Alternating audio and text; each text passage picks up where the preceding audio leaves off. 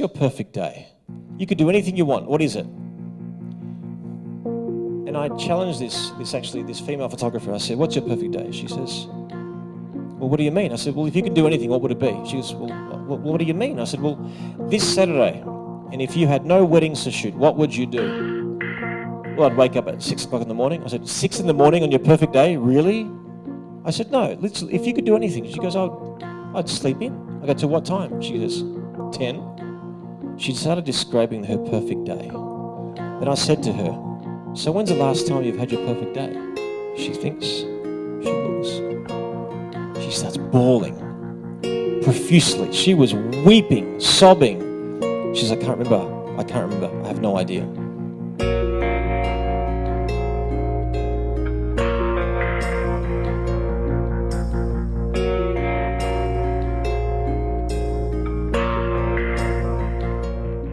Obsessed with photography at the age of 15, did it all high school, finished high school. I would wake up at 3 in the morning and just walk out in the fog and shoot anything and everything inside. Then I thought, I want to start shooting for someone.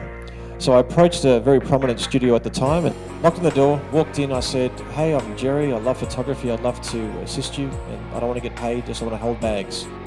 So I carried bags for about 2 years.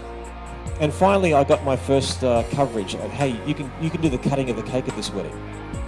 I did that well. And then it was like, well, you can do a groom's coverage.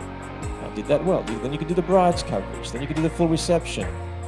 And then once I got to a point where I did all those elements pretty well, the photographer that I used to work for, he said, well, here's a little Aussie wedding. It means it's a really easy wedding. So literally at the age of 20, I started shooting professionally. That's what's missing in today's generation, wouldn't you agree? We all say, I want to be a professional photographer, so I'll start my own business, which is the biggest mistake you made. If you want to be a business owner and you want to make money, that's when you start a business. And my first year, I shot 25 weddings. In my second year, I shot 50 weddings. And in my third year, I shot 100 weddings. I doubled my prices, I shot 100 weddings a year again. But here's the thing, I had to work every night, literally, because if you shot 100 weddings a year, you've got 100 plus inquiries, 100 pre-wedding meetings, 100 bookings, 100 album plans, pickups. And this is the old days of film. I built it to a 300 a year wedding business, 15 employees. I did it for 10 years and I loved the challenge of it, I loved it. But I got to the point where I didn't want to be there anymore. And you know what was lost? My innocence. In the sense that my beautiful hobby turned into this business, so I didn't have that joy that I actually once had.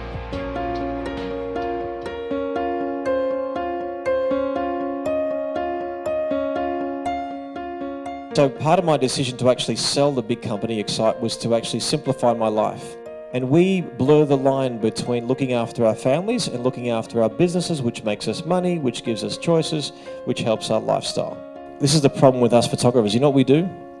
We get obsessed with this business. We get obsessed with creating. We get obsessed with blogging. We click that mouse a few thousand times a day. We work all night and we forget why we're working. We spend our time immortalizing moments for other families and we don't actually appreciate our own. I think what's missing in today's generation of photographers, they may be obsessed, but I think for some reason they're obsessed with notoriety. They want everyone to know who they are. Twitter and Facebook and Instagram, and they think that success is getting 200 likes on an image. And I look back over all the years and I said to myself, you know what? Putting my business first is not really always putting my family first.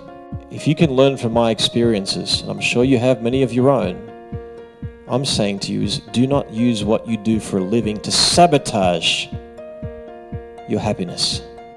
I want you to use what you do for a living to protect it.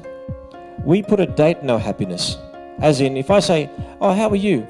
You know what many people say? Oh, I'm getting there. Where's there? I'll be happy when I do 50 weddings and I can quit my day job and I can do my weddings. I'll be happy when I buy that boat. I'll be happy when I go to Africa. I'll be happy when I buy this. I'll be happy when I do that. Not realizing that in a year, it'll be today. How many Twitter followers I got, how many people like my photograph, how many people poke me is a bonus But it means nothing without being happy at home, wouldn't you agree?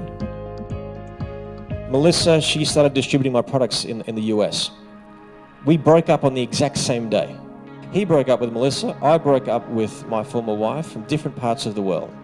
And we both had to experience a big sense of loss. No matter what it is, you're with someone for so many years, and if it's not working, it's very sad.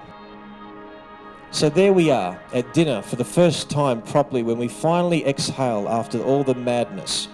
And I look at Melissa and I say, can you believe we're both single? Who are you going to end up with?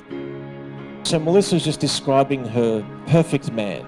And in my usual humorous sort of self, I said, sounds a lot like me.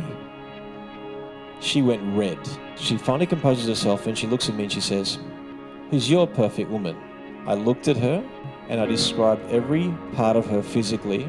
I described every part of her emotionally, mentally, and that was it.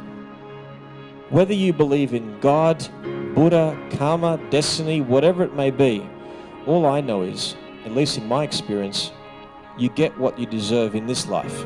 And I believe that she was a gift that was given to me for all the hard years of being a good guy. I found love, and it was the most exhilarating thing I've ever felt in my life. I didn't have to think. Someone finally loved me for who I was.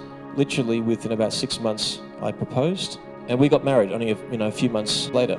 I feel like I was given this gift, but perhaps I was a gift to her as well because of what she had gone through. Very similar story to mine. I'm a lucky bastard. I'm the happiest that I've ever been, and I'm going to protect it like a fierce animal. So my advice to you is, how many perfect days with your loved ones are you going to have before you leave this earth? How many perfect days are you going to offer to someone else? Enjoy what you do for a living, but use it to support and to protect what you have, not to sabotage it. That's the main message. Thank you.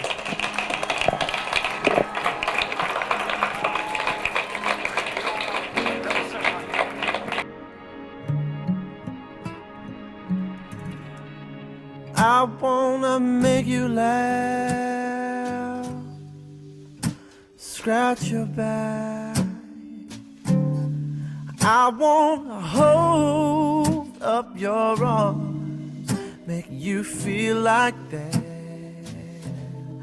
I wanna rock your boat, I wanna let you know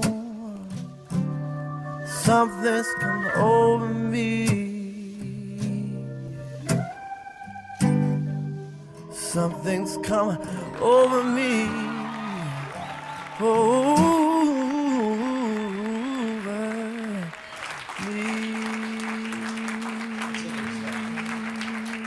There is power in story, you know.